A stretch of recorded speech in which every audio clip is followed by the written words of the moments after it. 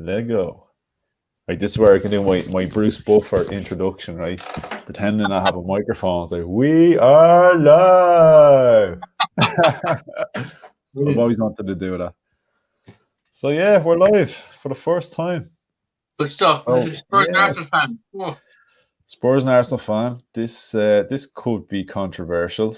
This could end in blows. This could end in me losing a friend, possibly. Yeah. But he's kind of lucky we're in different houses, you know. Yeah. Hey, look. If anything positive about lockdown, I suppose this whole learning how to use the technology and the web chats and all this, because let's be fair, like, we're not young lads anymore. It doesn't come as easy these days. So look, long time in Bebo, isn't it? Remember Bebo? That was the first week. A long time since I was a Bebo stunner. Although look, I'm still trying. Like see the eyebrow going on here. Now I'm gonna claim that, you know, I tried to do that to be cool. I'll get into it another time. Completely scalped myself accidentally, but sure, look, that's for another conversation. But yeah, look, man, I haven't seen you in a while. I haven't seen you in person. So how was the Christmas? I was good, yeah. I went down to Mayo to console my parents about the All Ireland, you know. So yeah, the All Ireland. Oh, the All Ireland. That's all I have nowadays, really. In fairness, you've got the Spurs, the Arsenal, the All Ireland. Yeah, like it was just like it was there for the take, and I didn't do it again. Always a bridesmaid, never the bride. It's never going to change, I don't think, you know. Yeah. Hey, look, Spurs though. Spurs doing okay. Yeah, Spurs doing okay. Looking good. Spurs looking good. So, did you get up to much when you went back home? No, watched a few games, drank, ate, couldn't do much more really. Up to my sister's house. It was great to see them. Didn't see my family in 10 months, so it was great to go down. It was great to get back to Athlone again. I love Athlone, you know. So. That's it. Yeah. Switch off from the football for a little bit. Yeah. As much as we can. So yeah. Look, did you Christmas in the house? Did you? Yeah. Well, like we've only just kind of gone into lockdown now, so the Christmas it was nice. It was quiet. Kept it pretty low key. Same at New Year's. Like I'm having a drink now. This is basically my New Year's drink right now.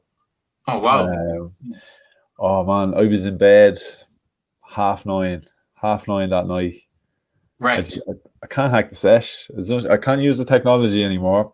I can't stay up late. Like I'm officially old now.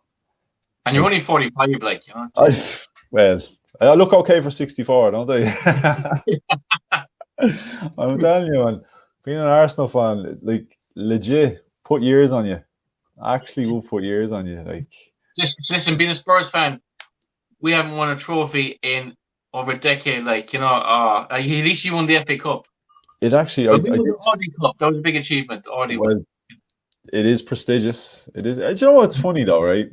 That was played over in Asia, wasn't it? Asia, yeah. They probably got a bigger payoff, you know, for the appearance over there and winning that cup than they probably would have got for winning the FA Cup. Probably, yeah. Probably. And we're aiming next year to win the Toyota Cup next year. That'd be steady on now. Come on now, relax. Pull the dreams back. So I guess to start off, this is going to look a bit mad. An Arsenal fan and a Spurs fan having the chats, having the bants. Like, people are probably sitting there, what is happening here? Yeah. Maybe do you want to tell the story? We get a little breakdown of how we got chatting. Yeah, basically we live on the same street and we always said hello. And next thing we met one day with an Arsenal Spurs jersey and it was kind of like, what the hell is going on? But we got talking, friends since, and to be fair now, I don't absolutely hate Arsenal. I hate them, but I don't hate them with a vengeance. And I think you're the same with Spurs. We have friendly banter, and it's all good, you know. And you also support Dublin, I support Mayo, so it's kind of crazy, you know. Yeah, do you know what? If anything, though, it is actually kind of cool, like having a good friend that is a fan of like your biggest rival, it adds to the banter Yeah, and all that. You know what I yeah, mean? Like yeah, it is actually pretty cool. But yeah, it does become a bit more difficult to really, really hate the other team when you know a good friend of yours is a fan, is passionate about it as well. So yeah, there yeah. is that. It's work for you at the moment though, because you're not doing great. So I have every opportunity to slag you at the moment, but Yeah, do you know what? This is new territory for me. yeah, I know we've been on the decline for a while now, but yeah, you really know you're on the decline when Spurs are on the rise above us. yeah, yeah. I think it's happened the last few years though, really. But It's been coming. It has, but, to be fair. but on the flip side of it, Spurs were in Arsenal's shadow for absolute years. Yeah. So finally, we're out the shadow. Well, that's it. Look, that's the funny thing as well. And a lot of people are saying, I think it was 22 years we finished above, and people are Yeah, still. I've me done it too. Yeah, myself. People saying, "Hey, look, it's been 22 years," but at the end of the day, we're living in the here and now. It's what happens yeah, this season is what yeah, counts. You know what I mean? yeah, You can throw all the history out there. You can say, yeah, well, we finished above you for 22 years. You've done it for what, 2, 3 seasons now, or whatever it is. yeah, yeah, You know, it's the here and now is what matters really. You forget about the previous 20 odd years. This is what's important. What's happening now. But look, Spurs are flying, man. Played again yeah. today. Another big win. Another big win. Like today was massive, but right, delighted to get the win. Matt Doherty had an absolute shocker. The worst game. Like he's had a few bad games. Serge Aurier has come into the team ahead of him, but Aurier gives away a penalty in every game. But Matt Doherty was a disaster today. Then got a red card. Oh, in Wolves he played in the back three. It's the back four in Spurs. He's pushed out a bit further, and he can't handle it. And I was screaming at the television all day watching him. He was fucking useless. I've been Um, surprised by Doherty because he I was a serious player at Wolves, and it wasn't big money you pay for him. yeah, his first few games were brilliant. Since he got the COVID-19, and he was out for 2 weeks.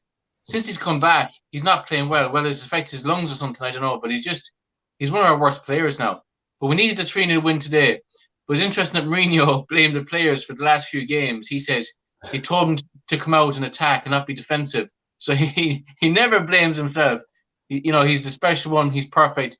He threw the players under the bus. But listen, he got the job done today, and so did the players. So I'm happy about it. Yeah, well, look, you can't argue with 3-0, and I'm sure a happy Instagram post from Mourinho later on tonight. Leeds played well though. Leeds attacked well. So I won't say we were lucky, but finally it was a flowing game and we played well. Yeah, well, one of the lads, when I was on Fan Circle the other night, he was asking for predictions and that. And I did say I thought that Spurs would have enough about them to get a result against Leeds. And it's more so that, Leeds, we know, are so good attacking, but they're a bit sloppy in defence. They just because their attack is so good, they give away a bit too much defensively. Yeah. And Spurs are solid. They're solid in all departments. You know what I mean? They will score goals, and they're very hard to score against. So I think there was always going to be goals for Spurs today. But I'm surprised Leeds didn't get anything. Do you know what I mean? Like, it's a big thing to keep a clean sheet against Leeds. Yeah, because you're 100% right. Because about Leeds defense, they gave away 6 or 7 balls today for us to counter attack, sloppy passing. And Spurs defense has only been good since Ledley King became the defensive coach. Before that, we were useless. Now we're one of the best in the Premier League because Ledley King is an absolute Spurs legend, one of my favorite all-time players. I absolutely love him. He is what Thierry Henry is to Arsenal. He's a fucking legend. He's what Sol Campbell is to Arsenal. Don't mention that, Sorry. I had to go there. Yeah, no, but like Ledley King, do you know what? I'd say he could probably still play. Yeah. If you got knee replacement, they bring him out on the Zimmer frame and he'd be grand. Like, but he was an unfortunate player though. He looked a serious player, plagued by injuries. Yeah, I have a sneaking feeling now. It's a controversial one. Ozil is on a free transfer, isn't he? Now, I reckon Spurs could win. Oh. I just have a sneaky feeling with Mourinho. He's dirty like that. Well, do you know what? Mourinho does like him. He worked well under Mourinho. Yeah. Mourinho knew how to get the best out of him. Yeah. See, I think the problem was with Ozil, right? He came to Arsenal and he had Daddy Wenger, and Wenger was taking care of him, was giving him the days off that he wanted. He had this mystery back injury. You know, every time he needed time off, he got the time off. And I know there was talk around the club. People obviously weren't happy because they were saying he's getting special treatment and that. And he was, definitely. And even see with the big contract he got, he was never getting that with any other coach there. No. But Wenger's gone now, and you can see he's not having it his own way. So, you know, we've had Emery there, we had Freddie Youngberg there for a little while, we've Arteta now. Everybody seems to kind of go down the same route where it's like, you know, when a coach takes over, you kind of go, controversial decision. He's going to come into a struggling team. He's going to drop the captain or the best player or whatever it is, just to make a statement, you know, stamp a bit of authority. But they've all seemed to kind of target Ozil, and it does after a while leave you kind of going, there's something up with this guy, something not right. And you could see the approach that Mourinho had as opposed to the approach that Wenger had. And Mourinho got serious results out of Ozil, whereas Wenger got, it was mixed, it was average at best. Yeah. So, you know, I think if anyone's going to get something out of him, it's easy for me to sit here now and go, yeah, I'm happy to see the back of him. Yeah, let him go to Spurs. That'd be ideal. But that's the thing. He could well go there and could rediscover the form and, you know, have the coach that's probably going to bring the best out of him again. So, yeah, that could be worrying. It's like Dele Alli. What's going to happen there is talk of him going to PSG to join Pochettino now. Yeah. And if he does that, okay, like, because I think his attitude absolutely stinks. It has done for the last 2 or 3 years, and he's just a spoiled brat. He's like Lingard with the fashion. He's a poster boy. That's what he wants to be. His spark is gone. So if he wants to go to PSG, let him off. Yeah, you got to be careful with players like that. Yeah. I remember United had, was it Memphis Depay? Yeah. Oh man, I remember seeing some of the pictures of that lad showing up training with the hats and stuff. But like, look at him now. Like he's knuckled down. He's found form, and he's actually being linked with Arsenal as well. But they're talking about apparently 5 million. Yeah. So it's one of those. You go, 5 million, but has he changed his ways? You know, is he worth a punt?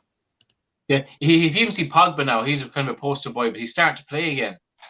Yeah, exactly. Do you know what? It's funny because like Pogba looked like he had one foot out the door. Yeah. But, you know, since the agent came out and said, "Look, he's basically done here." You know, since that, he's actually probably playing better than he has all season. Yeah, I think players go through these cycles where they're you know, they get distracted, they get carried away, they get bored of football. Then they come around and they're bored of their lifestyles. So they get into football again. I think it's all a bit of a swings and roundabouts kind of job. Exactly, that's it, man. But yeah, look, sometimes these guys, like you said, with Ozil and Mourinho, you know, sometimes they need a certain kind of coach that's going to pull them up on these things and just not let them away with murder. You know. Yeah, 100%. So do you think? Look, we've got someone in the chat. We got that's a good friend of mine, Robin. So what's up, Robin? Thanks for coming on and checking us out. Hope you're doing good. So Robin's an Arsenal fan, so I'm sure he's delighted to see me here chatting to a Spurs fan. He's probably sitting here thinking, what is going on here? What is happening? He's like, no, I haven't crossed over to the dark side, not just yet. I'm actually, what I'm doing is I'm on here, I'm trying to flog off a few of the players. Pat's going to send an email over to Mourinho later, going to say, hey, yeah, Mustafi's available, Ozil's available, you know. Anthony said it's cool, you can have them. Yeah, but oh man, like, yeah, it's it's painful. I'm not gonna lie. It's painful to see Spurs at the moment. Like Spurs are flying high, and we're you know the story. But like Like, yeah, Spurs now, realistically, we're in the semi-final of the Carabao Cup against yeah, Brentford. But I don't underestimate Brentford. They are a good attacking team. And then seriously, when the FA Cup, then we're against the Minnows. What's the names again? They're down. It's a really small team. yeah, What's the name? are they a non-league side? Non-league side, yeah. I think they're a non-league side based in around Liverpool or something. I Yeah. actually Yeah. seen a good picture. One of the lads, I think it was their goalkeeper. They went He through, had a drink, yeah. Yeah. and he went to he went to Tesco or something. And he had the big Yeah. bags full of drink as Yeah. well. Yeah. Yeah. We're still in the FA Cup, Europa League, we're well in there, so we'll see what happens. Hopefully we can finally win a trophy, you know. What do you think, realistically? I know you. I know. In fairness, right? You said this early, the beginning of the season. You Yeah. said that you fancy the way Mourinho has the team going now, with some of the additions he's brought in, his style of play. You did say you fancy Spurs to be in the mix for the end of the season. Do you still think that? Uh Not as much as I did. We're kind of relying on other teams tripping up. That's the thing. And that's not going to win your league. You have to play well. Like Liverpool is stuttering, Leicester, Mhm. Everton. That's the only reason we're climbing the table.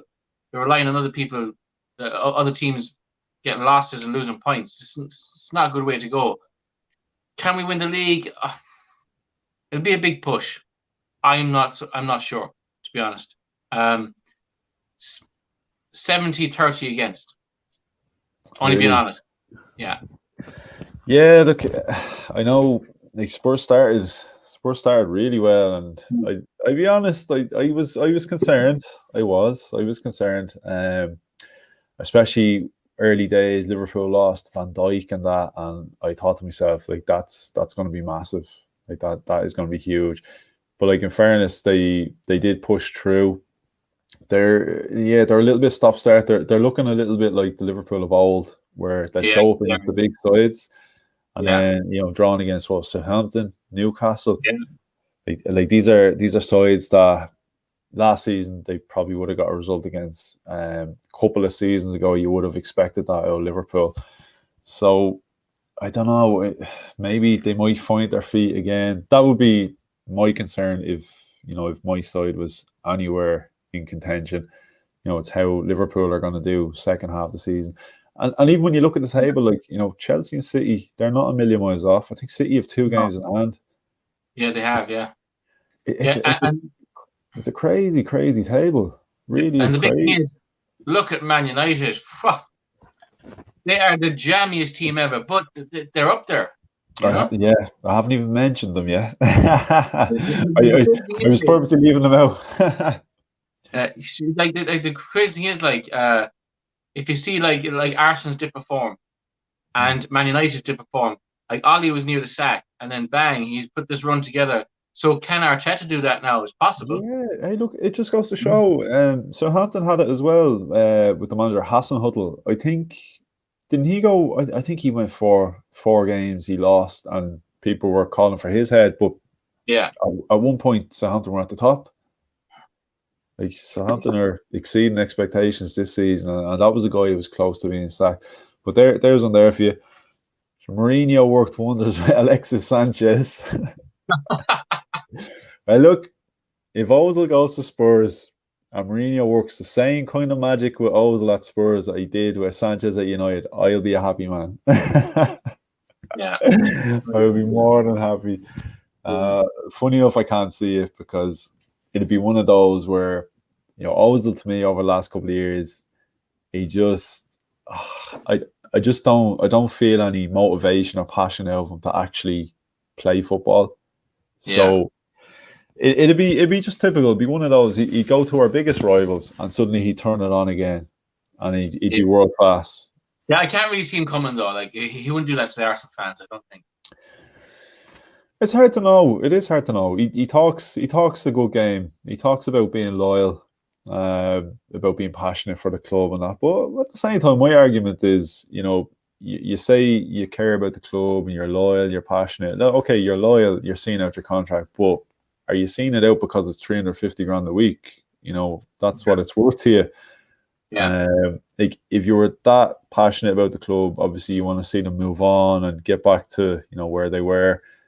And if deep down you're not going to be a part of that, maybe it's easier to free up the funds, move on, go elsewhere, stop all this media talk about, bring them back, stop all the divide between the fans.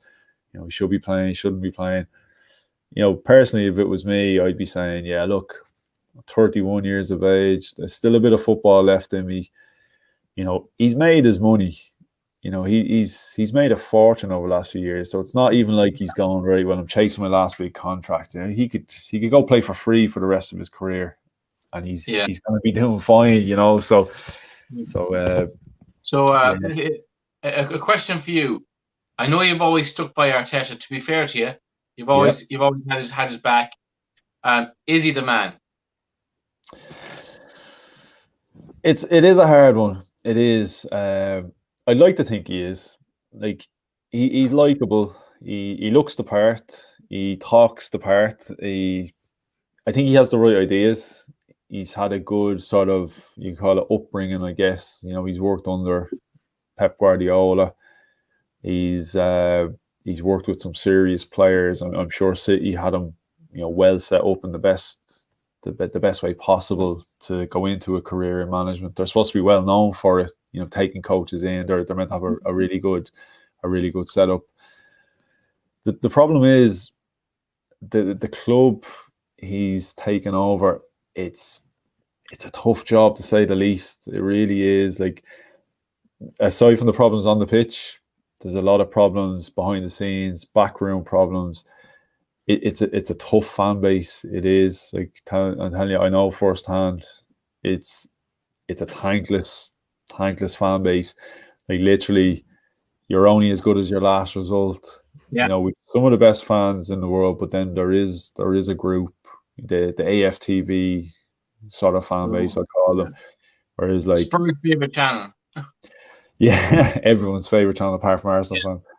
But literally, like, you could win 3-4 games on the bounce and then suffer 3-0 defeat, and then people are calling for your head, that kind of thing. So it's a tough fan base. It's a tough group. Is he the man for the job? I think he has the right ideas. He has the right mindset. Again, I would have liked a guy to come in having had a bit of previous management experience. Like, I don't like the idea of a guy, taking over, in my eyes, a big club. I know you probably won't agree, but coming into taking a Premier League manager's job, a team that has expectation. Like I said, it's a tough enough fan base. It's a lot for a first-time manager to come in and take on. I definitely would have preferred if he'd gone and cut his teeth elsewhere, maybe done a bit of management before. Even if they'd taken him on maybe as the number 2 for a while. I'd like to say yes long term. Results are going to determine. I'm hoping he gets the backing. If he gets the backing from the board as well, that'll play a big part, because if they're going to sit around in January and tell him, look, there's no funds available, and he can't clear out, some of that squad that he has, then, like, obviously the results are not going to go the way we want, and the end result is we're not going to be, challenging for anything. We're not even going to qualify for Europe. So I think a lot of it comes down to, do the board feel he's the right man? If the board feel he's the right man, then show him that you feel he's the right man and give him the backing, give him the funds and help him, help him out, because he needs help. He's doing it for the very, very first time. And like I said, there's a lot of obstacles in the way in this kind of a job. As an Arsenal manager, there's a hell of a lot of obstacles. Yeah, well, you're saying there about Arsenal fans being fickle. So Spurs fans was bad.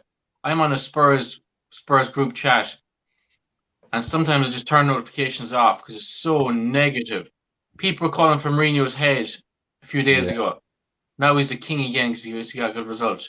Like I was listening. We're still in 4 competitions, and they're calling for his head. Like, I hate that shite. Do you know what I mean? Get behind yeah, your manager. that's it, To be fair, 100%. Anthony, you've always been behind Arteta, and I've always asked this question. You stood by him. I Yeah, think you could go on a run now. Especially that Chelsea result was absolutely awesome. Chelsea, that's a super result for you. that result Hate was to see it, massive. but it's not. Yeah, it was massive because, like I said, there would have been a lot of the fan base would have, I don't know, there was people calling for his head before that game, but I think a lot of the more understanding fan base would have, sort of said, look, Chelsea's a big ask.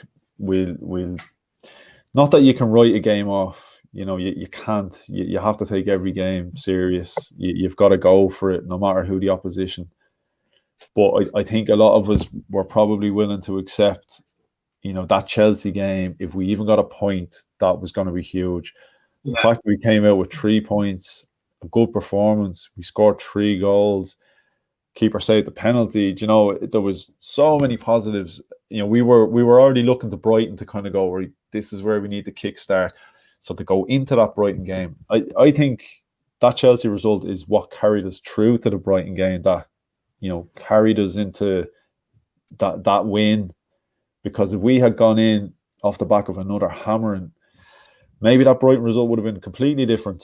And yeah, we'd be sitting here talking about we need to get a result against West Brom tonight. We need the first 3 points. yeah, But look, we're looking at it now from a different perspective, and we're kind of going, instead of going, we need a result here. Now we still need a result. Of course, we still need a result.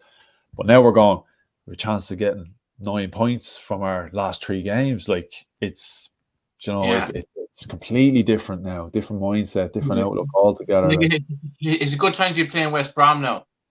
You know, yeah, yeah. they, Oh well, I let you know. I let you know after the full time whistle goes if it was a good yeah. time to be playing or not. But yeah, hopefully, yeah.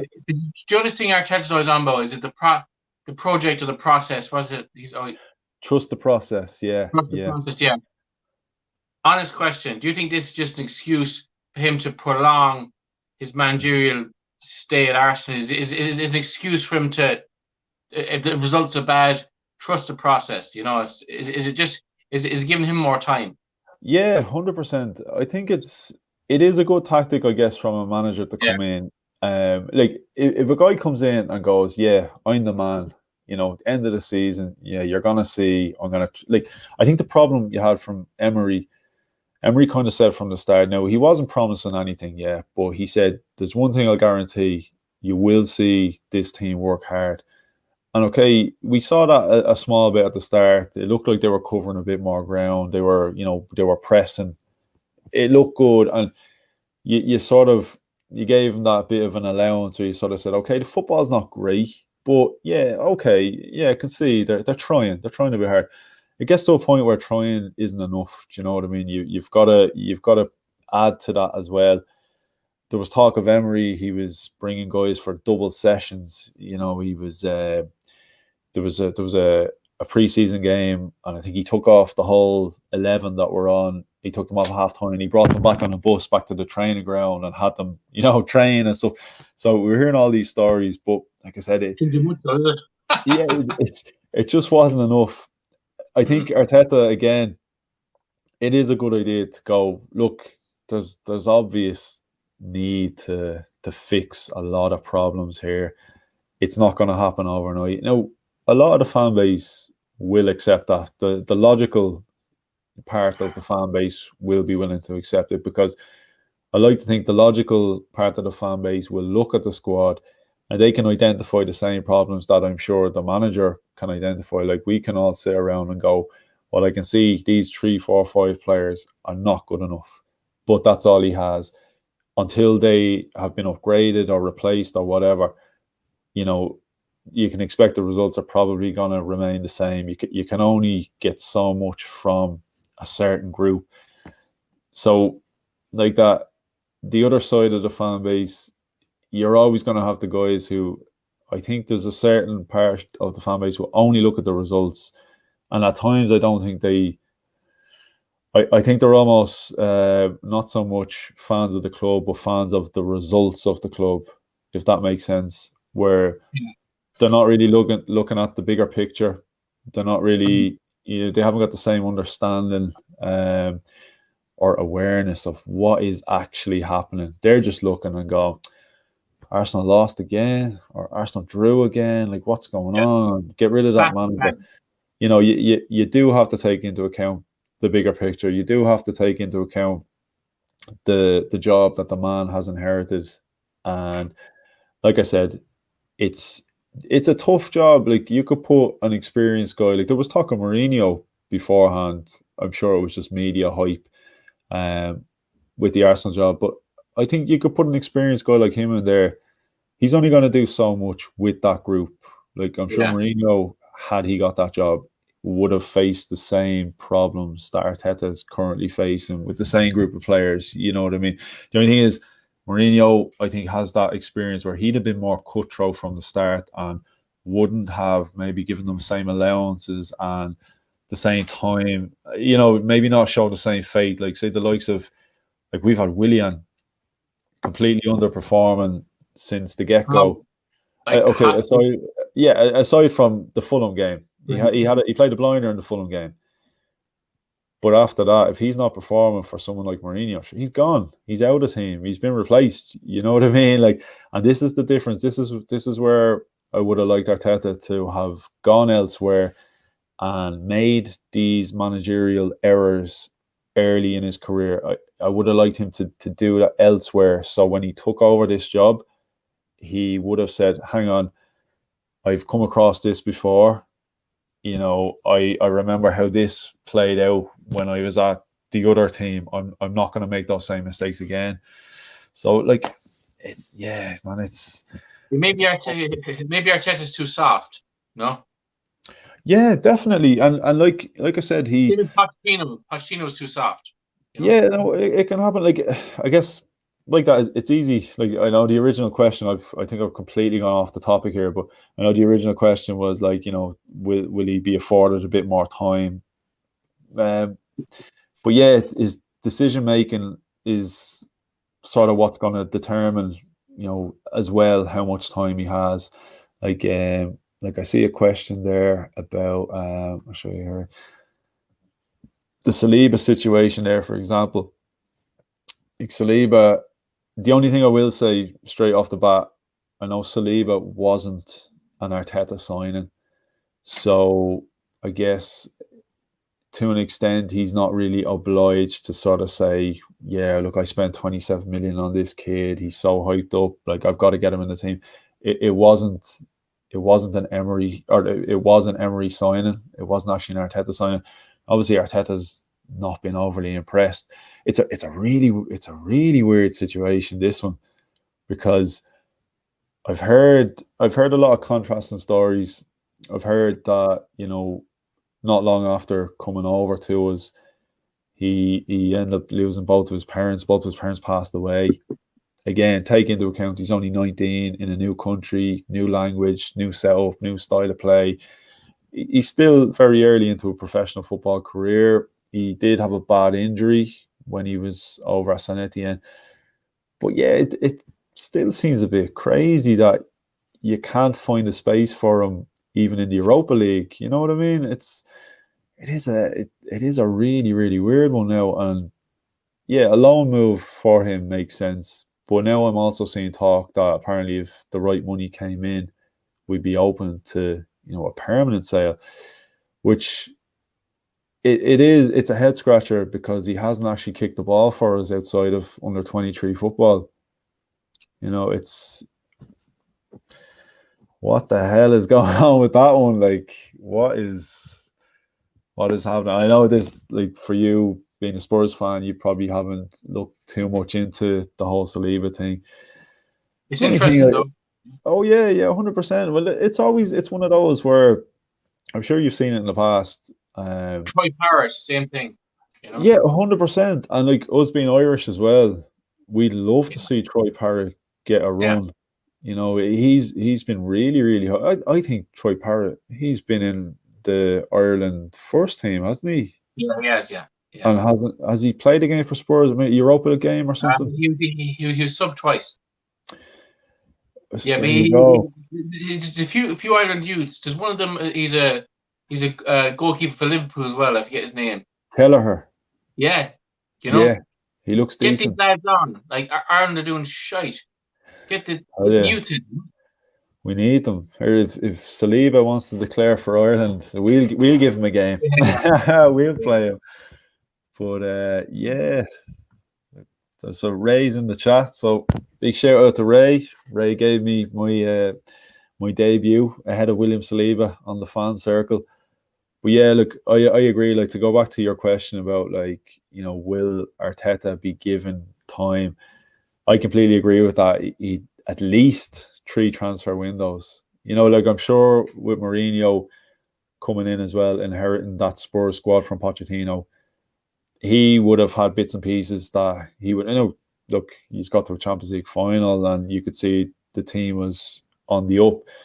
But I'm sure he would have come in and identified a few issues, and you would have made an allowance for him. Like, I'm sure you wouldn't have said, well, look, Pochettino got us to Champions League final this season. Mourinho has to get us there next season.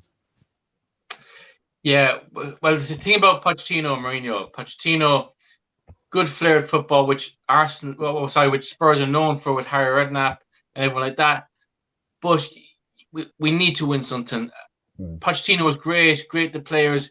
Mourinho, he has the backbone. There's just something special going on with Mourinho, okay? Yeah. Some of his football is very negative, park the bus. But if he gets Spurs fans a trophy, that's all Daniel Levy wants. That's all the Spurs fans want. And at the end of the day, I know a lot of Spurs fans were calling for his head with the negative football, but one result and they're all behind him again. I'm like you, Anthony. I always stand by the manager, Yeah. So we just need a trophy. Mourinho, please give us a trophy, not the Audi Cup. Not the Audi Cup. Can I just say, Ray here from Arsenal Fan Circle. I'm a Spurs fan. You'll probably never hear this from a Spurs fan again. I absolutely love your channel. Really well put together. It's really professional, and I think it's going to go places. So, from a Spurs fan, well done for your channel. I think it's absolutely awesome. I don't like the content because it's Arsenal, but it's a good channel. So keep it going. So I'd love to see a Spurs one of them. I don't know if anyone do one, but well, hey, look, maybe this might be something we'd be able to get going when we have the Spurs game coming up. Maybe I can have a chat with Ray. We might be able to get you on as a Spurs correspondent here.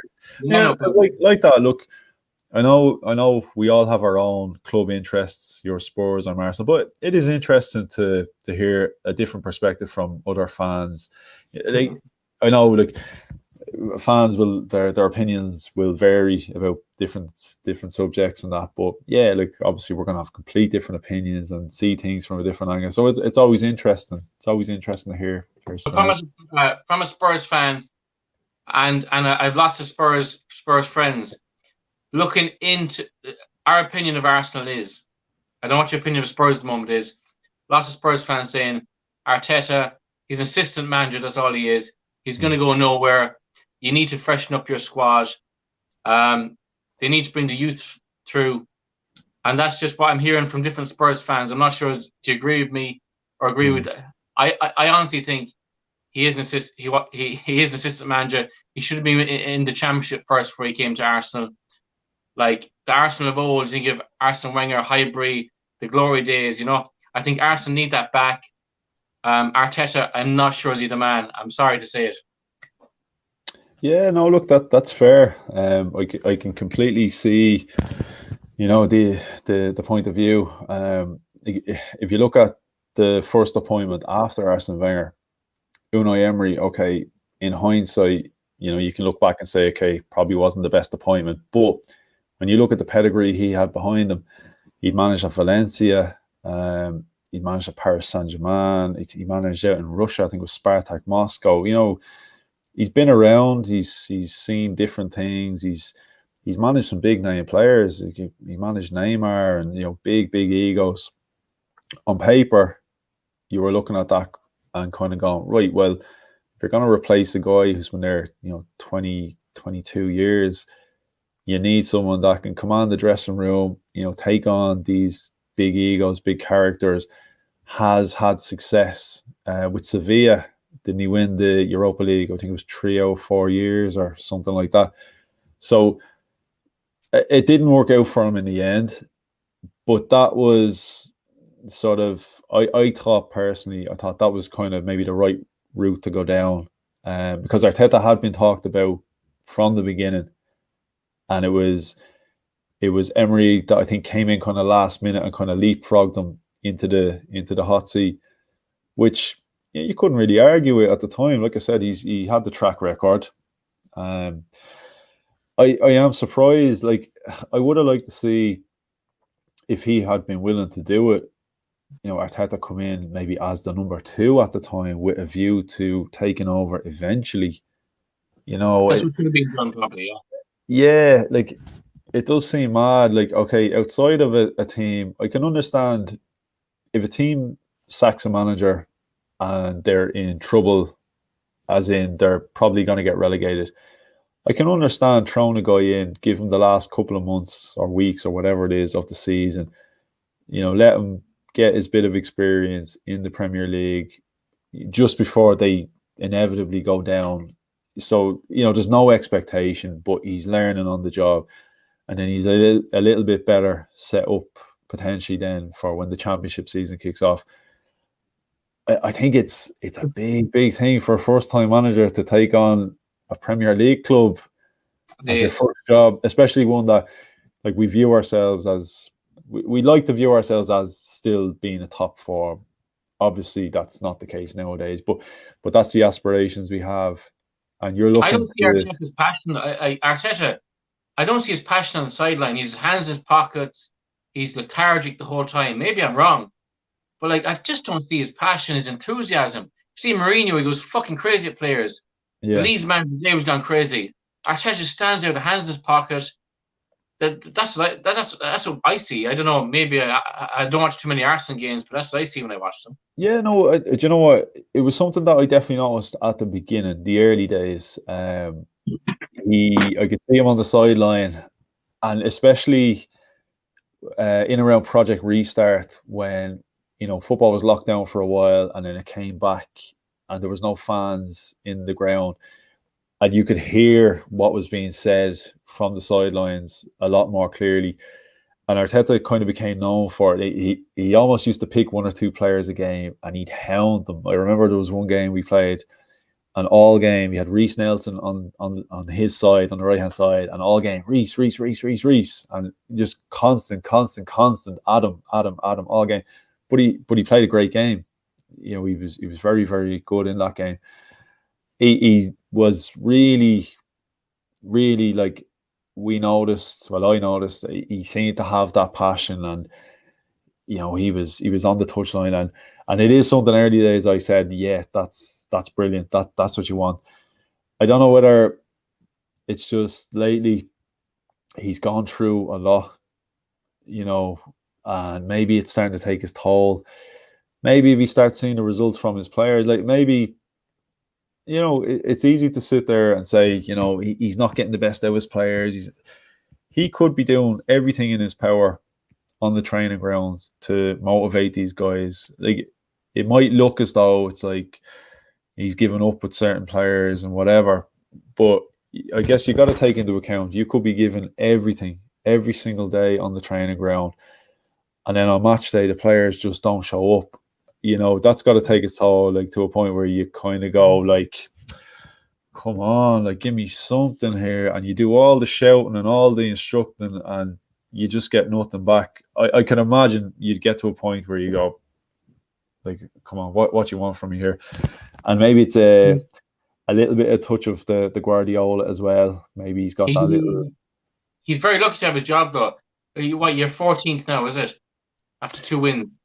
Yeah, until tonight, obviously. When Pochettino, he was in 14th place and they took him out, put Mourinho in. And with great things, because what happened with Spurs is everyone saying Pochettino was brilliant. He could not win away. And under Mourinho, we're an absolute fucking train away. We're winning everything. So that's it. Mourinho was like turned him into a well-oiled machine.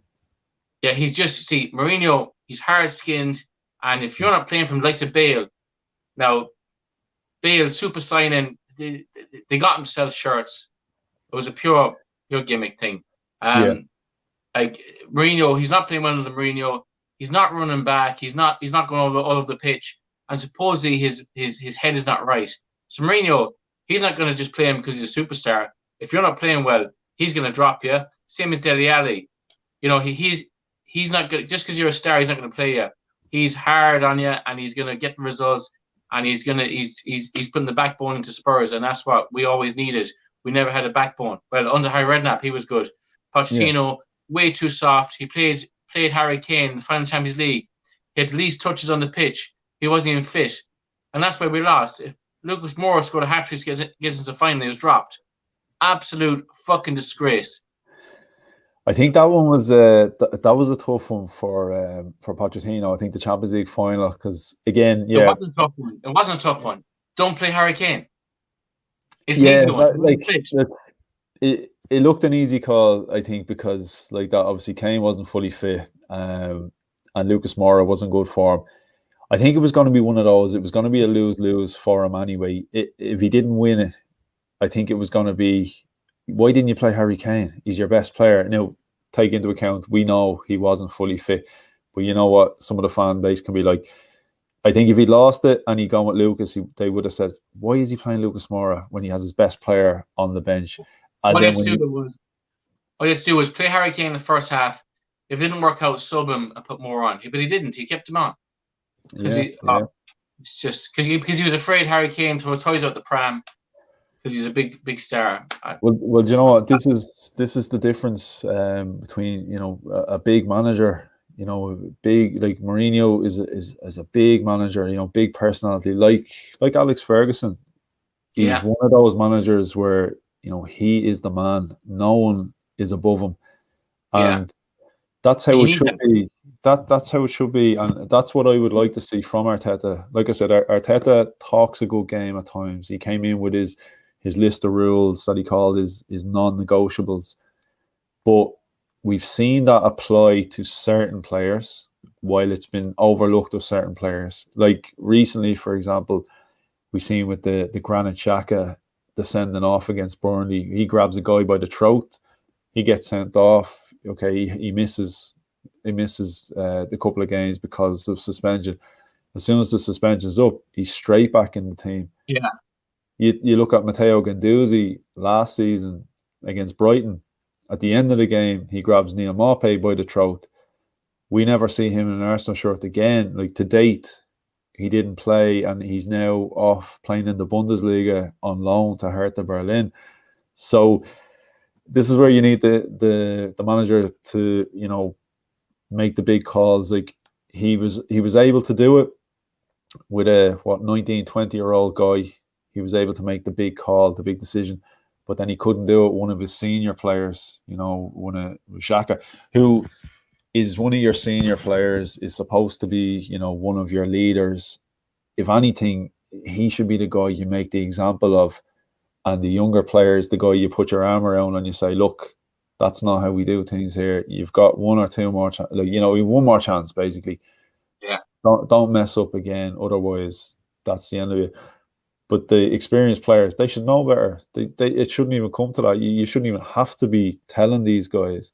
And I think that's just where, like I said, that's where I think if you'd done a couple of seasons elsewhere, you would have made those mistakes before you do it in the Premier League. And unfortunately, when you're in the Premier League, you're doing it on the world's biggest stage, you know, for all eyes to see. You're gonna be judged there and then. And Arsene Wenger, he had the backbone. You know, he could. Well, again, with Wenger, certain players, it's like when we spoke about Ozil. Like Arsene Wenger, he used to let Ozil away with murder. You know what I mean? Like, and that's. But he's playing well. Well, look, his opinion was to get the best out of Ozil. He was that type of player you had to give him the special treatment. But sure, look at then you have Mourinho. Mourinho wasn't given him special treatment, and he got results. Yeah. Like I think the manager needs to decide, what is my way of doing things, and just stick with that way, and don't bend for anybody. It's your way. Like again, like Alex Ferguson, for example. Like how many superstars did Alex Ferguson fall out with, and how many superstars that he fell out with ended up leaving the club? Like you didn't see the manager come under fire. Like Fergie was there till the end, and you seen David Beckham, Ruud van Nistelrooy, guys like that.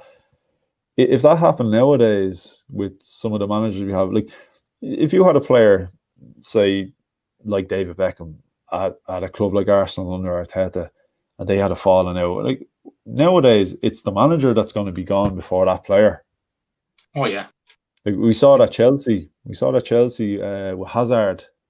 Hazard, Willian, David Luiz, all these guys, they wanted Mourinho out that time, and they stopped playing football. And what happens? Mourinho loses his job. As soon as he's gone, suddenly they rediscover how to kick a ball again. Yeah. I think they were floating around 15th. Like that shouldn't happen. I think that's a big part of the problem. I think a lot of people look at like it's the manager that's the problem. It's the manager that needs replacing. But you've got to look back at the squad of players and kind of go, right, well, can we see a bit of a pattern here? Like who are the repeat offenders? Who are the players keep throwing the toys out of pram? Who are the players keep, I guess you could say consistently underperforming? Now, in Arsenal's case, we've seen the same handful. You have your Mustafis and your Granit Xhakas and guys like that. Okay, you'll get moments from them, but for the most part, you're giving out like okay, Arteta should be gone. You got rid of Emery, Wenger eventually was got rid of. Same players are surviving, and it has to get to a point where you go, is it something to do with the players that are there? Maybe they're just not good enough, and maybe there's no manager that's going to get the results that we ultimately want to see. So yeah, this is where I feel definitely why I think Spurs are now on the rise and Arsenal are struggling. Like I think a lot comes down to the manager, and I think Spurs they were clever. They brought in, like, people were giving out. I remember people going, "Oh, he's anti-football. He's this. He's that. Whatever." Like, whether you like the guy or not, he's doing the job. Yeah, like every club he's been with, he's won a trophy. Yeah, he gets results. 100%. What I can understand about Arsenal is like a few players came in there which any team would want, but they're just not playing for you. Willian, like he fucked Spurs over before we were supposed to have medical Spurs. He went to Chelsea. So personally, on a personal note, I don't like him, but he's an absolute super player. But he's not doing it at Arsenal. I can't understand why. And Lacazette, that fellow was banging in goals for fun over in France, wasn't it? And now he's just he's not firing. I can't understand. Jesus, Willian's he's a head scratcher, because he's unbelievable. When I'd heard we were getting Willian, like, I'm not gonna lie, I thought that's a sign in there. That's a decent sign. Now, look, I was overlooking like the long term. I was overlooking like, where he's what? Is he 32? But I was going, okay. You look at his. I tried to look at, instead of going his age and whatever profile. I tried to look at. Well, I tried to look at what he did previous, and when you look at what he did for Chelsea last season, he was definitely up there. He was one of their most consistent performers, especially late in the season.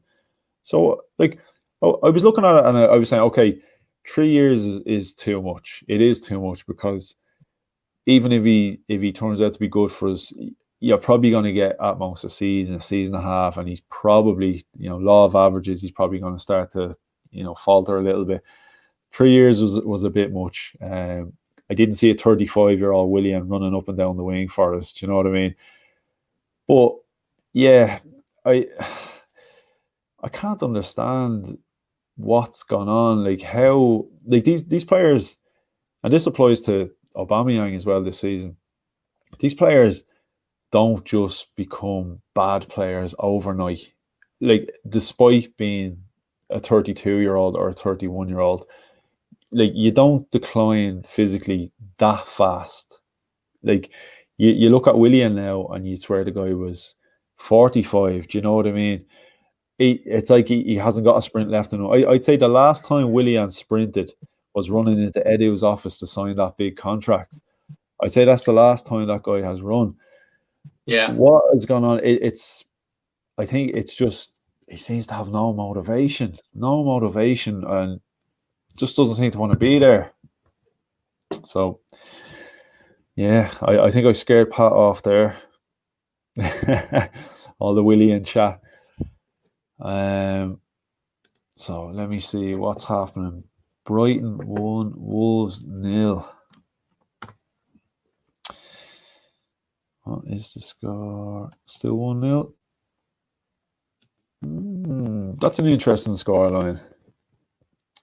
Yeah, and probably better for us with Brighton winning. I know they're just below us. I think they're 13 points. So that'll jump them up to 16. And with ourselves being on 20. Look, it's back. Yeah, just looking at the just Robin was giving us an update there. Brighton 1-0 up against Wolves. I was just saying, like, for being an Arsenal fan, like, I'm trying to look at the sides above us. Yeah, go for it. I'm trying to take into account the sides more above us in the table, rather than the ones that are now below us. I'm fairly sure Sheffield United, probably West Brom, are fairly nailed on to go down. I'm talking like as if we're still in a relegation battle here, or as if we ever were in a relegation battle. I don't think we ever realistically were. I think we're as much in a relegation battle as Spurs are title contenders. Would you agree, Pat?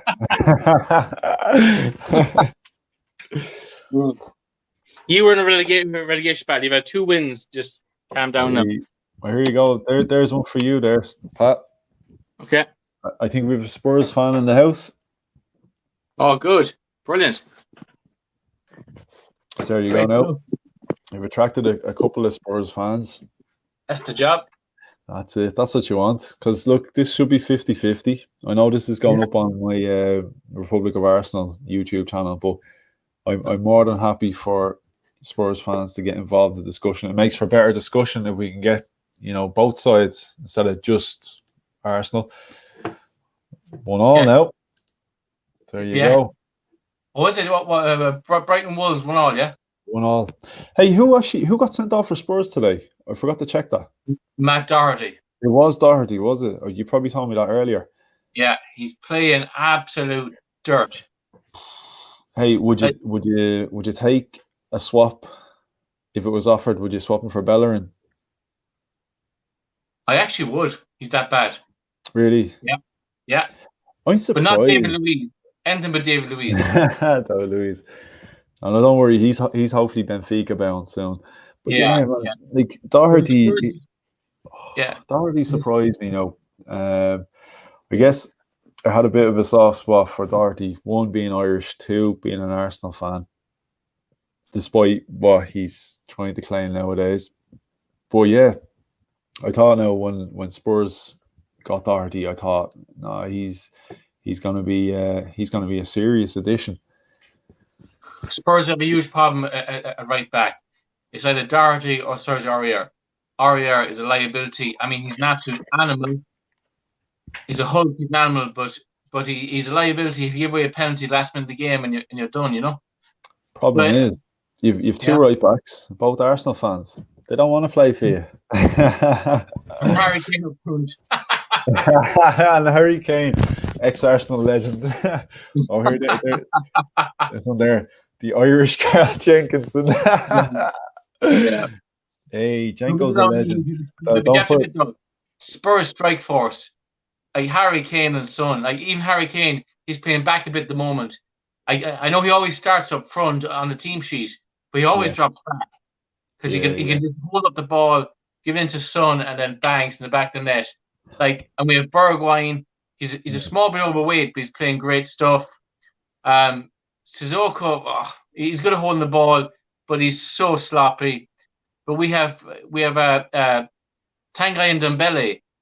I mean, that fella is the new Dembele that we used to have for Spurs, who's playing in China now. The ball just sticks to his feet. He's unbelievable. And I'm surprised Reguilon wasn't playing today. The left back, Ben Davies was ahead of him. I don't know how. Yeah, Reguilon, he's a good player. Unbelievable. Would be very surprised if Real don't exercise that right to take him back. Because I think they'll take him back, but not necessarily play him. I think they'll say, he's playing well. We get a couple of extra quid out of him here, like Morata. I think that'll be the plan. There's one there. One player I take from Spurs, Højbjerg. Oh, unbelievable! You like Højbjerg? He is a season changer. Like, he has changed our midfield.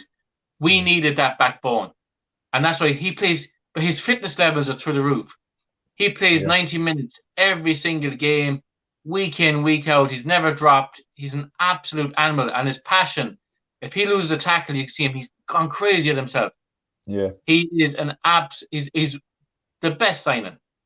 From Southampton. Like, I think we paid Fekov. I think it's like 15 minutes like that. Yeah, he is unbelievable. Do you know what? Again, I'll be honest. When I saw Spurs were in for him at the beginning of the season, there's actually where I work, a customer of mine is a Spurs fan as well, and he was going on and on about Højbjerg, and I was saying, kind of jokingly saying, "Oh, well, look, if are these your signings for the season, you can forget about getting back to the Champions League final again." But look, he's proved me wrong. He looks solid, and again, I guess taking into consideration he was the Southampton captain. I think he started out Bayern Munich. Did he, Højbjerg? Bayern Munich, yeah. Yeah. So look, he can play. He's absolute serious signing, unbelievable.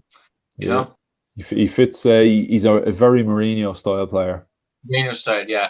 Even when usually him and Sissoko play. Sissoko's right today.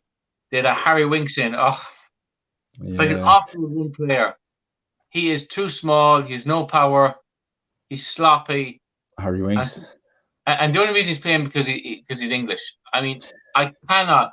He's so over. He's fucking crap. I hate him.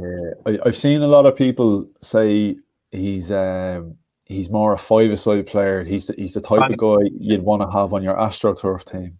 Yeah. That kind of a player, like he's good on the ball. Yeah. It's just let me see, what have we got here? There you go. What do you think of that about a Declan Rice partnership? If you signed Declan Rice, who would you replace? I wouldn't sign Declan Rice. No, wouldn't take him. No. He looks like he's probably Chelsea bound at some stage. Yeah, he just wouldn't fit in. No, I don't think so. I never asked you. What did you make of the Spurs penalty today? It was just in the penalty box. Right. Controversial enough. I think he fell down fairly easy. Yeah. But Harry Kane, like when that man steps up to penalty, you know what's going in. It's unbelievable. I feel like this is the part of the live stream I should point out. You're actually clinically blind, so that's why you saw that as being inside the box. No, I know. No, went to VAR. So maybe I'm blind and 7 other people. I went to VAR and it was. And they said, I don't dispute that those video assistants are blind as well. Like, is VAR sponsored by Specsavers, isn't it? Yeah. No, but going back to the person who said Declan Rice. Yeah. I mean, everybody has different opinions. This person probably thinks Declan Rice could get in a team, and maybe he would fit.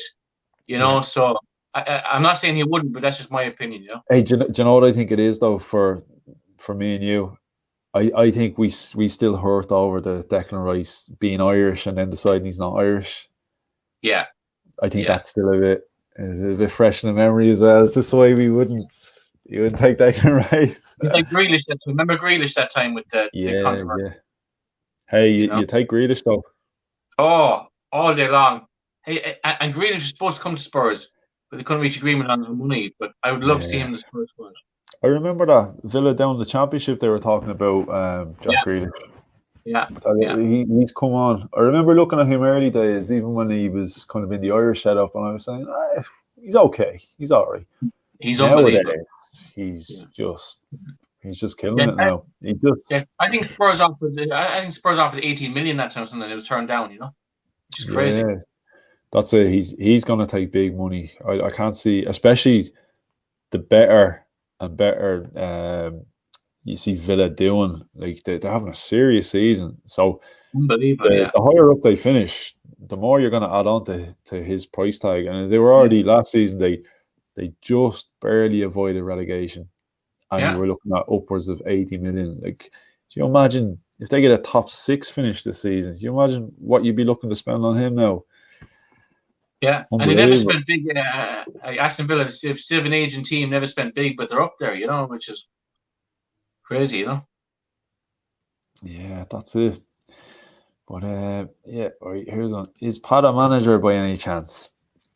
You are. Yeah, you are. Yeah. No, definitely not. But here, I know I have to say, right, we're only into 2021. I nearly said 2020 there. I'm forgetting already what year it is. So we're only just into 2021. I've seen 2 penalty shouts, one being the Spurs game and one being last night in the United game. And I have to say, I don't feel either were penalties. The Spurs one, I could slightly more look at and go, yeah, okay, I can understand it. I would have definitely said it was definitely at least a free kick. It's just more the positioning of where his foot was when he went down. I would have said it was basically on the line. I wouldn't have gave a penalty. But did you see that United one last night? Oh yeah. That was shocking. That was a bad call now. That's Man United though. They always get the calls, I seen a statistic last night in Ole Gunnar Solskjaer, his 2 years as United boss, they've had 42 penalties, 27 of them being in the Premier League. Unbelievable. And the same person put up a stat, he's obviously an Arsenal fan, that Arsenal, it's taken them 6 seasons to accumulate 42 penalties. That just puts into perspective how many penalties United are being awarded. And if you remember, they played Villa and got a pretty bogey penalty as well. I don't know if you remember that one. Bruno Fernandes, he turned on the ball. Remember that. He ended up kicking back into the Villa defender's shin. Yeah. And he won a penalty. And last night, again, I was just like, when I seen it in real time, I was watching it here in real time. And I said straight away, I was like, penalty, definite penalty. Then, obviously, watching the replays, I was going, oh, hang on, I don't know about that. And now the more and more angles I'm seeing, I'm going, sure, he kicked himself. He completely took himself down. And the Chelsea-Arsenal game, going back, 2 weeks now, the Chelsea-Arsenal game, when Kieran Tierney went down, again, in real time, I said, yeah, it looks like a penalty. Seen the replays, and I said, it's a bit harsh. I just said I could see, again, look, you can argue, any contact is a foul, especially when you look at it VAR, you look at 5-6 different angles, you're looking at a slow down replay, any kind of contact you could make a case for. You could say, well, there's contact, whatever. But I looked at the Kieran Tierney one and I said to myself, from the point of view of if that had been awarded against us, I would have been pretty pissed off. I would have felt a bit like it's pretty harsh. So, like, I'll always come out, and if I feel like I try to look at it from that point of view where I go, well, if it was given against us, would I be happy? In that sense, I wasn't. But that one last night, my God, if that was against us, I would have put my foot through the telly. That was a bad one, like, and Yeah. They just keep getting these calls. Like, Keep getting them, yeah. like what's it gonna take? It's and like I don't know. Like, what's your feeling on VAR? Like, would you be a fan or? No, it's destroying the game. Like especially when the players celebrate, then they take it back, and it's ruining the buzz of the game. That's the worst. Do you know what? As a player, I would feel like a right gimp if I went and scored a last minute goal, took my shirt off, ran the pitch, swinging it around, fucking whatever. And then they turn around and go, "Oh, actually, sorry, your fingernail was offside there. That's disallowed." And like, it kills as much as it kills it for us as spectators. We're watching. You're afraid to jump up and go, "Yo, it's a goal," unless it's an absolute screamer from 25 yards, no questions asked. Yeah. Anything in around the box, if someone falls over or if it's in any way tight, you're going, "Oh, we better hang on about 4 or 5 minutes while they make their mind up." Like, as much as it kills us, for the players, it must be torture. It's a dangerous game they're playing because it's like Formula One that time. They brought in all these rules, all these regulations, and people stopped watching it. It got boring, and the football now with the VAR in, it's getting slightly boring. Okay, we all still love it, but it was going that way with years. People taking their shirt off, getting a yellow card. It's like, come on, like it's they're celebrating. And also free kicks now, like all you have to do is kind of touch someone now and they fall over. Like, they should be putting in, if someone purposely dives, gives them a red card, like, get the game.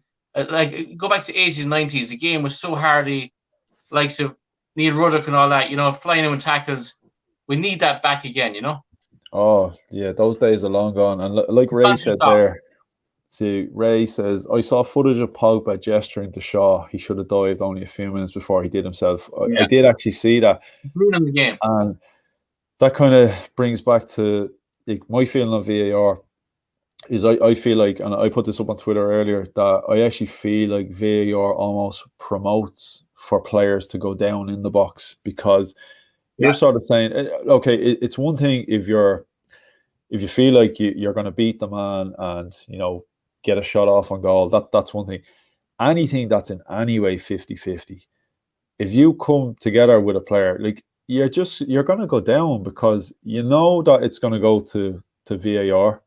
And like I said, any kind of contact whatsoever can be looked at, in a sense that's like, okay, well, I can see your argument, or I can make a case. Any minimal contact whatsoever, you could make an argument to say, well, in fairness, there was contact. That's not to say all contact would warrant a free kick or penalty or whatever, but with all the different replays and the angles and when you slow it down, you can almost convince yourself that it is a free kick or a penalty.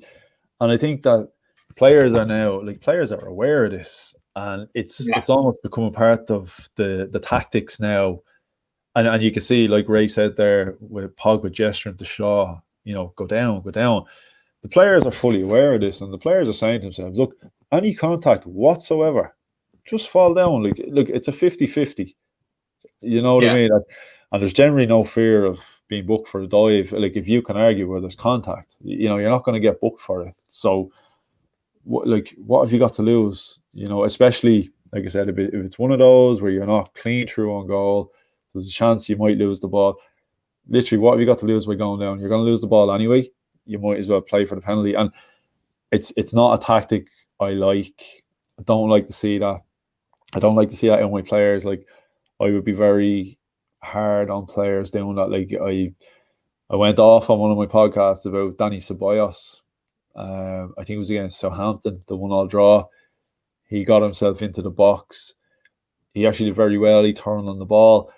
He could have played the ball across to a man in the box. Instead, he played for the contact and went down. He wasn't awarded anything. And this probably sounds crazy to say, because we needed a win. We needed the 3 points. But I would rather we hadn't got the decision. And I know some people will go, well, look, at the end of the day, you can give out and you can moan and you can slag United fans, but they're going to turn around and go, well, people are going to talk shit anyway. But the reality is, we're joint first in the table. We're getting all our penalties. We're winning games. We're happy. I can't. I just can't do that. I would rather. I'd rather we drew the game 1-1 than cheat to win it.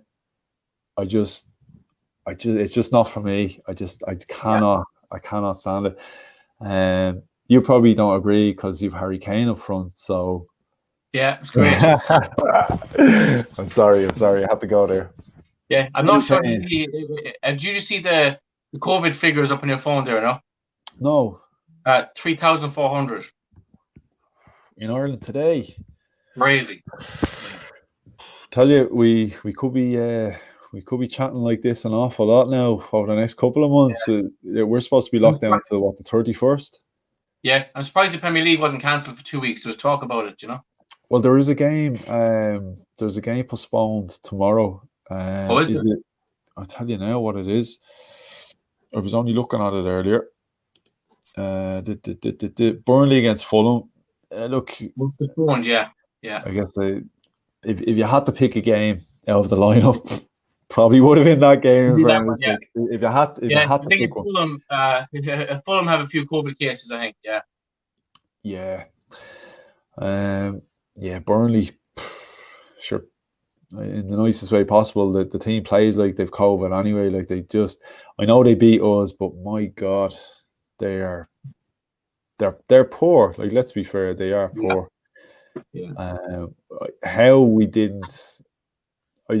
It's easy to point the finger at Granit Xhaka for what he did. Like, but to be fair, even up to that point, we should have done something with that game. Like, we should have had ourselves probably at least in the lead before he went and had his moment of madness. So look, Xhaka aside, it's only ourselves to blame. And funny enough, I was in work today, and I got a phone call from one of the guys up in the head office who was a Burnley fan, and first thing he said to me, Jesus, Arsenal have come on a bit since they were beaten by the Clarets, haven't they? And I was like, bollocks. Yeah. Oh, Jesus, yeah. So, score updates now. What, 2-1 Wolves, is it? 2-1. It's 2-1 to Brighton, is it? It's 2-1 to Wolves. Oh, to Wolves, okay. Yeah. What was it? Yeah. My dinner's on the table. My dinner's ready now, Anthony. Yeah, you're going to head now, yeah? Thanks so much for having me on. I really enjoyed this. Yeah, no, it was really cool. Look, like I said, we only did this just messing about, just said, we just do something, just have a bit of a chat, like completely informal, just a bit of banter or whatever. Fun. I really enjoyed it. Great fun. Brilliant. We'll definitely do this again. Like, it's cool. And do you know what? Yeah. Wasn't even expecting one person to watch this. Yeah. I think at one stage we go up to about 6 or 7. So brilliant. I'm happy with that. Like I said, it was only just a bit of a mess chat. But yeah, look, thanks very much for coming on. And best of luck to your YouTube channel. I hope it goes great. But it was actually great to be on here today. This is my first live on YouTube, and I loved it, and it was fucking brilliant. So I'll definitely do it again. Yeah, 100%, man. Yeah, look, thanks very much for coming on, and you enjoy that dinner. I'll try. Thanks a lot. See you later, man. Have a good one. Thanks. Right, so there's Pat on. Yeah, it's probably a bit of a mad one for anyone watching, because obviously this is, like, I run an Arsenal podcast. This is an Arsenal-based YouTube channel, but one of my best mates is actually a Tottenham Hotspur fan, and I just thought, we were sitting around, weren't doing an awful lot. I haven't seen him since before Christmas, and I thought it might be kind of cool idea. We'd have a bit of a chat, yourself, get a bit of banter going, a bit of debate, the two sides. It's kind of cool. You have like a good friend who supports a rival team. There was supposed to be 3 of us on today. My brother was actually supposed to be on as well, and he's a Man United fan. Unfortunately, technology was working against us. the camera, there was an issue, and then there was an issue with the lag, and so unfortunately it ended up just the pair of us. But no, I think it made for a good bit of chat, bit of banter, and that's what it's all about. That's all it was supposed to be. Just a bit of fun, kill a bit of time. Especially it's going on 6:15. So it's an 8 p.m. kickoff for the Arsenal game. So yeah, I'm sitting here and getting a bit psyched up, having a couple of drinks, starting to get the buzz before the Arsenal game. So yeah, definitely adds to the bit of excitement. And yeah, 100%. He is cool. He really is. Like I said, he's a sound guy. I try look beyond the fact that he's a Spurs fan at times, you know. No, he is cool. I suppose. Look, if you had to have, he's definitely one of my best mates. If you had to have one of your best mates support your biggest rival, you'd want it to be a guy like Pat. Like he's a cool guy. It was actually, Pat was a big part of how I kind of got into all this kind of, podcasting, YouTube and sort of stuff. I know it's only early days. I'm only doing this since November, but it was something the pair of us kind of discussed between us. We were going to start up our own podcast, and initially it was going to be kind of it themed around the fact that I'm an Arsenal fan, he's a Spurs fan. I just thought, yeah, it'd be kind of cool, it'd be something very, very different. Because like, how often have you got an Arsenal and Spurs fan being really good mates, hosting a podcast together? And yeah, didn't quite materialize. He's doing his thing, and actually, if you're checking out Instagram and that, he runs a really cool Instagram page called the Irish Rover Life. So it's not Tottenham based, so it's open to everybody. He does like an Irish blog. It's really, really cool. And like I said, you seen Pat on here today. He speaks well. He knows his stuff, down to earth. So definitely check him out at the Irish Rover Life. And who will we see today? Ooh, it's a hard one. I think there's going to be rotation. I definitely think there'll be rotation. I'd be surprised if we don't see Maitland-Niles, Pepe. I think Aubameyang will play. I think maybe Nketiah up front. I think he'll go Leno, maybe Maitland-Niles right back, Tierney left back. I think he'll stick with. Will he stick with Pablo Mari? I'm not sure. It depends. Like you'd want to keep him playing, obviously, for the match practice, but how fit is he going to be to play another game? David Luiz is back. Yeah, David Luiz is back. Probably David Luiz, Rob Holding. So maybe across the back. I'd like to see Ainsley Maitland-Niles. Whether he will or not, I don't think so. I'm going to just say Maitland-Niles, David Luiz, Rob Holding, Kieran Tierney. I think we'll see Ceballos. Probably Xhaka and Ceballos, because he doesn't really drop Xhaka if he's available. Pepe one side. It's a toss-up. Martinelli and Saka on the left. Saka picked up a knock. He's probably not available. But at the same time, I thought Martinelli probably could do a bit of a rest. Maybe the fact that Saka picked up a knock, maybe he might go with Martinelli.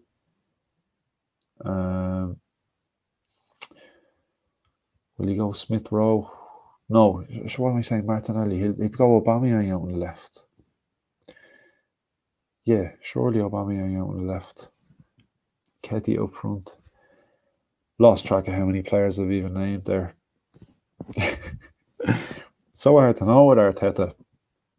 There's 100 things we want him to do. He rarely does what we want them to do, or what we think as fans is logical. Yeah, I would like to see Smith Rowe in there. Again, it's just one of those with the young players where you're kind of saying to yourself, they need the minutes, they need the run out. They're young, they should have the legs, but yeah, there's been a lot of football in the last couple of days. It is a big ask to have the exact same players play again. He'll have to rotate. He'll definitely have to rotate. But at the same time, you can't make too many changes. You can't completely unbalance the team altogether. Who do we think? Martinelli needs a rest, just back from injury. Yeah, 100%. Like I said, Saka picked up a knock. He definitely needs a rest. Yeah, I would have definitely said Martinelli needs a rest. And look, having Aubameyang back, I guess it gives another excuse to throw Aubameyang out wide as well, because you need to rest the two young lads. So you might as well, yeah, look, Aubameyang, he needs to start finding his feet a little bit. Depends, I guess, the extent of his injury. Like he was out for 2 games there, came back against Brighton, didn't look sharp at all. So is it confidence? Is it that he's still feeling a bit of that? Was it a thigh strain or a calf strain he had? So, look, if he's 100% to go, yeah, definitely he needs to run out, and be nice to see if he can get himself on the score sheet tonight. He definitely needs the confidence boost.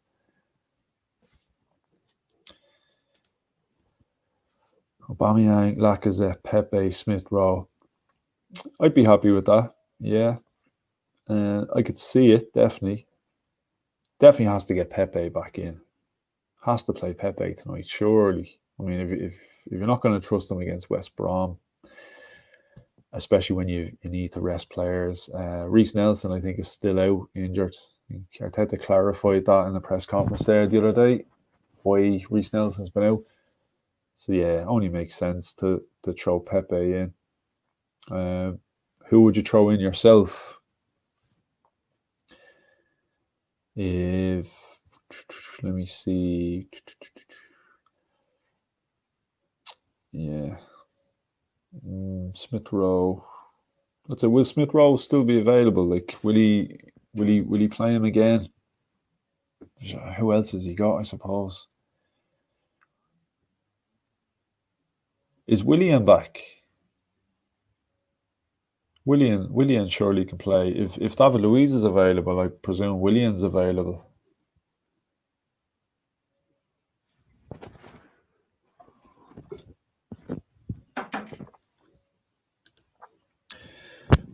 Yeah, I'd love to see Maitland-Niles in midfield. Yeah, do you know what? I'd love to see you throw Cedric Suarez right back if you wanted to rest Bellerin, and play Ainsley Maitland-Niles in midfield. I'd like to know how fit Partey is as well. Like, Partey trained. I seen pictures of Partey training the other day, and of course, I'm not saying start him, but I wonder, could you sneak him onto the bench? Maybe give him about 15 minutes at the end, if he's fit enough, just to give him a bit of a run out. Maybe with a view on playing him in the FA Cup against Newcastle. Just give him a couple of minutes. Hopefully we're well in the lead at that stage, and we just get him out for a little cameo. Yeah, no other creative midfielder. Please God, not Willian. Yeah, you said what we're all thinking. Oh, yeah. What do you do with Willian? What do you do with that guy?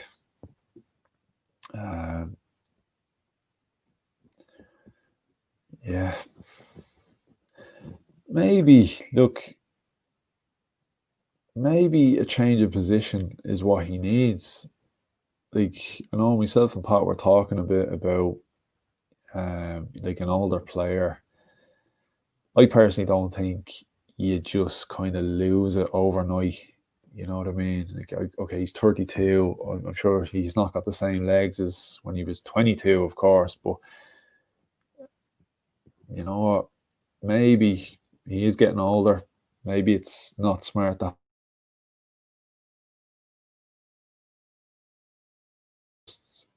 It's just lack of effort. But I haven't seen him even attempt to make a run or a sprint since he signed for us. Like I said, I'd say the last time that guy ran was running into Edu's office to sign that contract. That's probably the last time he made any effort. Maybe a more central role. I remember Arteta talking about him, saying he was a player that could fit into a central midfield role. And yeah, I know it's not a central midfield role, but I don't know. Maybe could you play him in behind the striker? Possibly. I mean, it'd probably be no worse than the result you get playing him out wide on the wing, especially if you're not going to get any runs out of him, no sprints or anything like that. Yeah, it's just a case of Willian.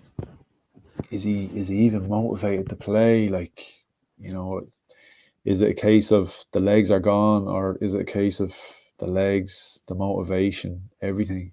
Everything's just gone. He doesn't seem like a guy that wants to still be there. You know, he doesn't even seem like a guy that's, you know, got a nice big contract. He's got a bit of job security for the next 3 seasons. He's just happy to be in and around the club, do his time, and, you know, go lie on the beach and the Copacabana for the rest of his days. But it doesn't even seem like he's happy to be there. He doesn't seem like he wants to be at the club. Hopefully he pushes for a move in January. I actually seen on Instagram earlier, somebody posted a picture up. It was a screenshot of, you know, transfer window now open, and down the corner, liked by Willian Borges or whatever his name is. So, you know, hopefully he's on to his agent, our good friend Kia Jarabchin. And maybe Raul Sanyehi might be making his way into another club somewhere, and he might say, yo, come on, join us over here. Yeah, but look, I think I'll wrap it up now and get ready for the big match. And I don't know, maybe after the match, I might come on, do like an instant reaction. Like I said, I'm only playing around with this thing. This is the first time I've tried any kind of live. I didn't even know how to use this. It was until I got talking to all the lads at Fan Circle. I hadn't a clue. I'm not very tech savvy, but no, this is pretty cool.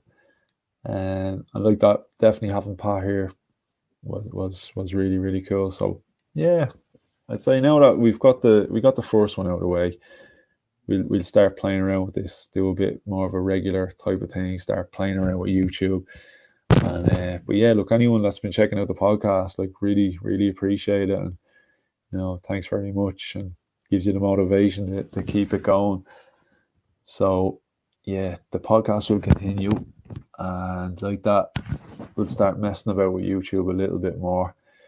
So look, gonna get set now, get a bit of food, get some drinks ready, watch this game, and maybe might be on later. So look, go enjoy the game, and I'll talk to you all soon. And thanks very much for joining in today. So see you all later.